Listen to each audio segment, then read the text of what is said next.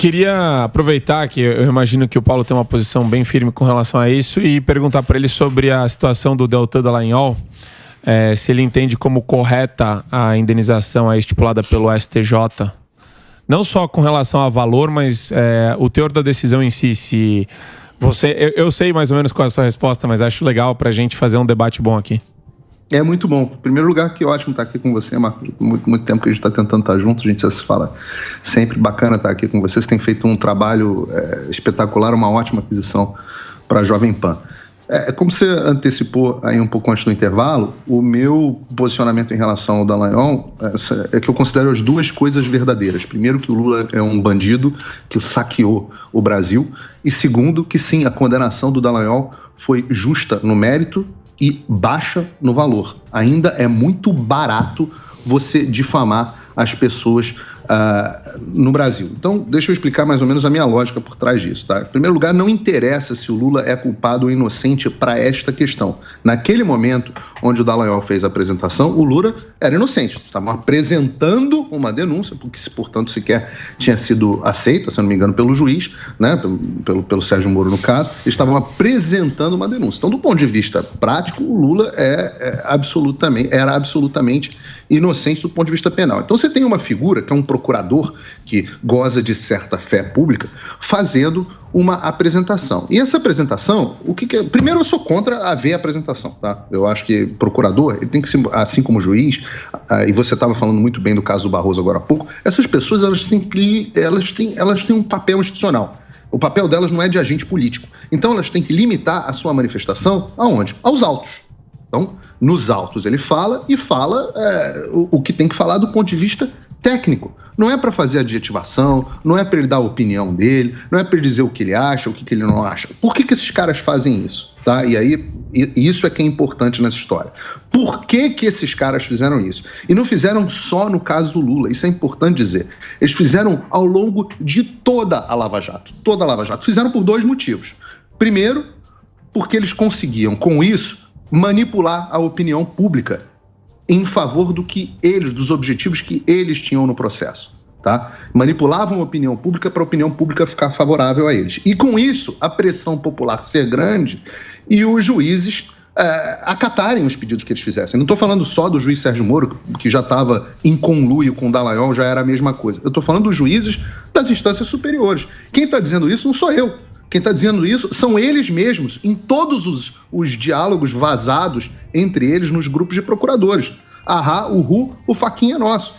Então, quando um agente público que deveria estar preocupado simplesmente com a aplicação da lei penal resolve, por nos objetivos dele, querer manipular a opinião pública para forçar juízes a seguirem numa direção ou em outra direção, inclusive em conluio com órgãos da imprensa, porque sim, segundo os mesmos diálogos vazados da Vaza Jato, eles faziam isso e vazavam informações sigilosas do processo para a imprensa, que para mim até hoje é o mais grave ainda, que não sofreu consequências, vazavam informações sigilosas do processo com o mesmo objetivo de manipulação da opinião pública. Era isso que esses caras estavam fazendo. O segundo objetivo era o de aparecer.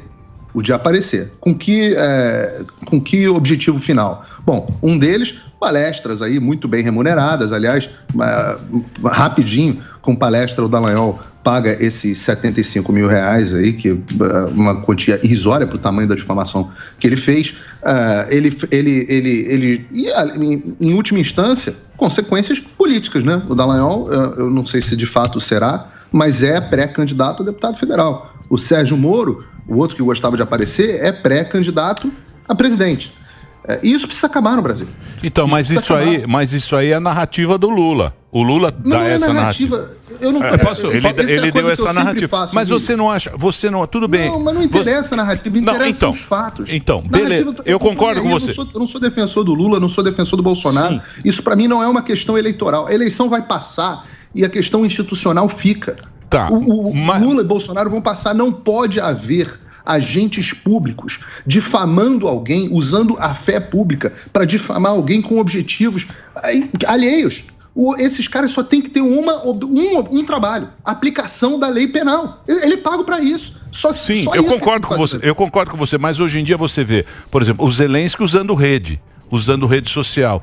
A gente vê a Covid, pega a Covid nos Estados Unidos. Zelensky é um político. Sim. O Zelensky é um político. Barroso não é político. Fachin não é político. Alexandre de Moraes não é político. Deltan Dallagnol não é político. Mas esses caras não são políticos. Eles têm que se manifestar só nos autos.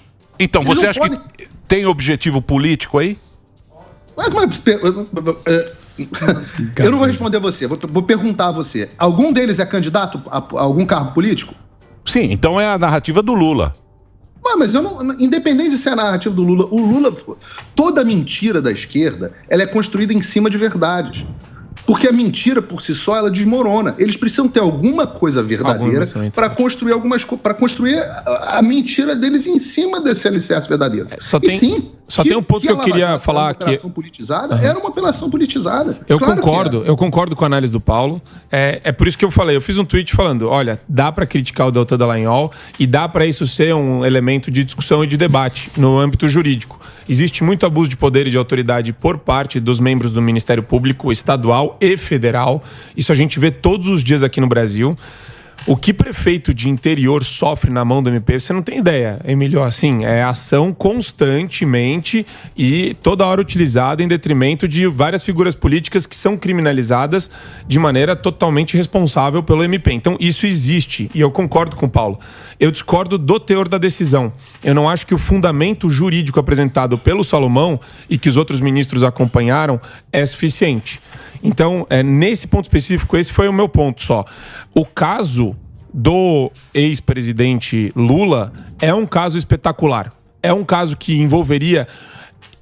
eu também acho que eles extravasaram demais. Eu criticava isso todos os dias. Eu falava, olha, o Dallagnol inclusive é amigo... Então, o Lula merece. Gente, esse pau merece que a gente pague ele. Então, ele exagerou o tom, mas eu não acho que isso gere indenização considerando as circunstâncias fáticas e probatórias do caso. É esse ponto que eu discordo só do Paulo. Mas eu concordo. O teor da fundamentação, eu concordo. Como é que ele pode exagerar o tom e não sofrer consequências disso?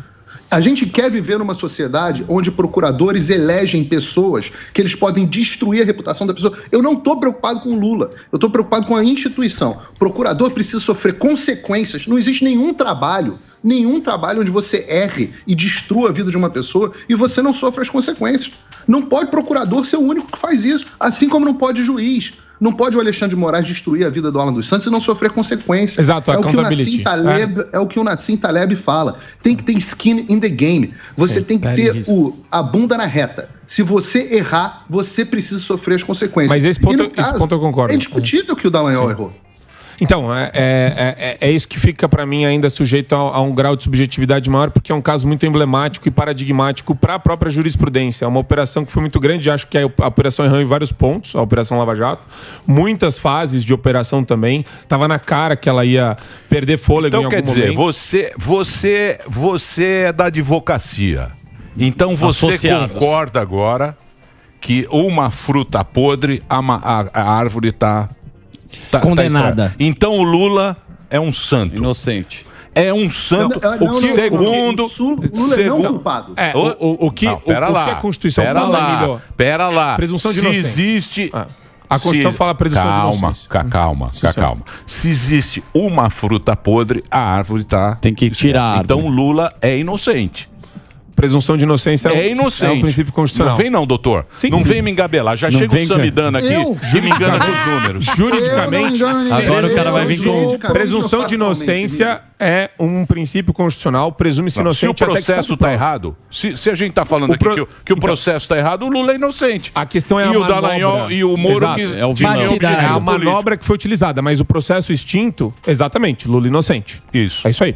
Tem que separar as duas coisas, Emílio. Uma coisa é o Lula não ter sido condenado. Aqui nos Estados Unidos eu gosto mais da definição que o direito americano usa. Ele usa guilty e not guilty, ou seja, culpado ou não culpado. Eu gosto disso. É uma separação justa, porque não significa que o sujeito que foi não culpado é inocente. É inocente, exatamente. Tá? Eu gosto muito dessa separação do direito americano que não existe no Brasil. Então, sim, do ponto de vista constitucional e do direito, Lula é inocente. Agora, as pessoas precisam entender, existe essa separação. A pessoa pode ser não culpada, inocente do ponto de vista penal, e ser culpada do ponto de vista moral. Todo mundo sabe que o Lula cometeu os crimes que cometeu. O país inteiro sabe. Agora, e isso precisa haver responsabilização.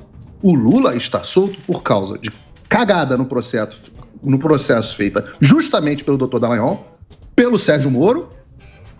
É óbvio, todo mundo sabia. O Marco sabe disso. Todo mundo no direito sabia que estava errado do ponto de vista processual. Todo mundo comentava isso em todos os escritórios de advocacia. Era um jeitinho pro processo cair na mão do Moro. Então, mas vamos... O Moro não era o juiz natural do caso. Então, por causa da cagada desses dois caras, o STF foi lá e achou o que eles queriam fazer. A brecha. Então, mas aí então, deram brecha pros caras. Tem que responsabilizar quem deu brecha. O Brasil precisa responsabilizar a incompetência desses atores.